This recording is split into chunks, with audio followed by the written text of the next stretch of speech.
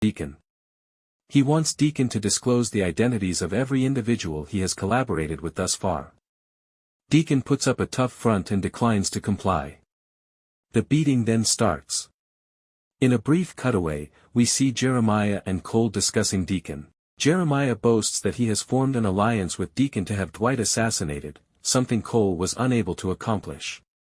Cole then uses magic to teleport to Tyson and Spencer's party at Higher Plane, where they are selling the narcotics they bought from the frat boys. He tells Spencer that Deacon has planted a bomb in a hotel to harm someone close to Dwight, but he doesn't have any precise information. Tyson deduces that Thresher's fundraiser is going to be bombed when she gives him that knowledge. The episode's focus shifts back to Dwight, who has brutalized Deacon's face in this short time and coerced him into making a confession that Mitch has caught on video, as Tyson attempts to contact him to warn him. We don't watch the entire torture session, but we do get to see Dwight punch Deacon in the face and place a lapel button with a USA flag motif. He then gives Bigfoot and Mitch the order to remove Deacon.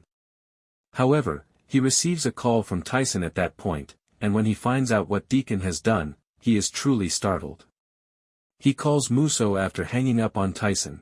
Musso tries to go on a tirade about how Dwight has betrayed him as he answers the phone, but Dwight interrupts him and orders him to leave the hotel where Thresher is holding his fundraiser before Deacon's bomb goes off.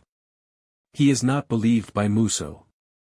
Consequently, Dwight persuades Deacon to acknowledge that he planted a bomb at the hotel. Musso doesn't waste any more time in organizing the police and feds and heading to the hotel.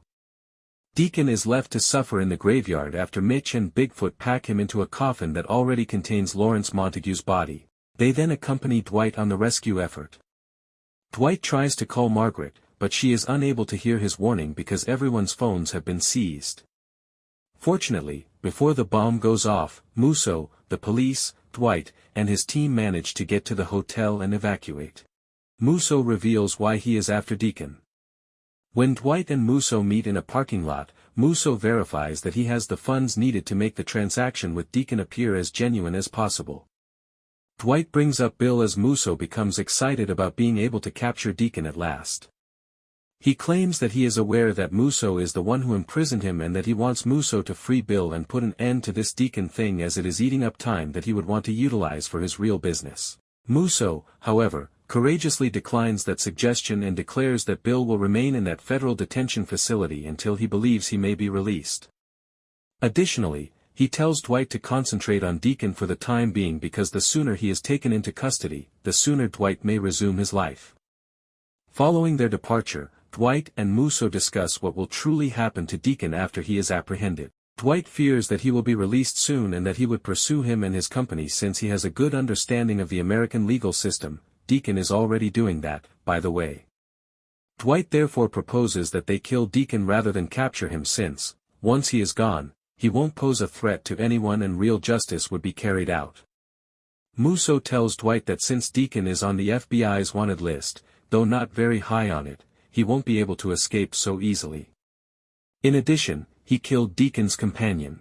Musso is reportedly seeking revenge after his colleague perished while attempting to help the victims of one of Deacon's bombs.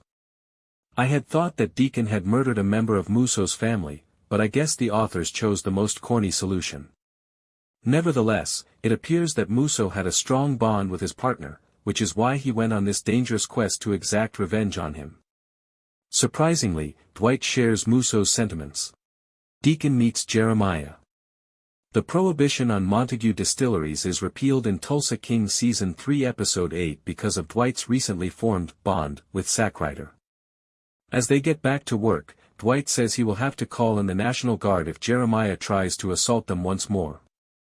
Speaking of Jeremiah, Cole bails him out of jail and brings him home. I assume Jeremiah would spend some time behind bars for assaulting an attorney general after viewing last week's program. Given Jeremiah's constant complaints about Cole's mental torture, I assumed Cole wouldn't help him. However, here we are. What was the purpose of the entire detour? Was it to demonstrate that you can attack an attorney general in Tulsa and get away with it? I suppose so. Returning to the plot, Deacon also appears at the Dunmeyers' estate shortly after they arrive. Dwight hired Deacon to assassinate Jeremiah, but it appears that Deacon deceived Dwight, even after taking his money, because he didn't think Dwight was sufficiently trustworthy. Since Dwight is hanging around with Deacon because Musso has instructed him to do so, he has felt that Dwight has some ulterior reasons and hasn't hired him solely to kill Jeremiah. Deacon has chosen to work with Jeremiah because he believes that Dwight will abandon him to the wolves when he kills Jeremiah. And he plans to murder Dwight in order to gain Jeremiah's favor. Cole is told to go by Jeremiah so that the adults may speak. Shortly after, Deacon installs a bomb inside the hotel by sneaking in through the rear door, which is accessible to employees bringing in supplies and decorations. Deacon also sneaks out of there without being noticed because no one is keeping an eye on that path.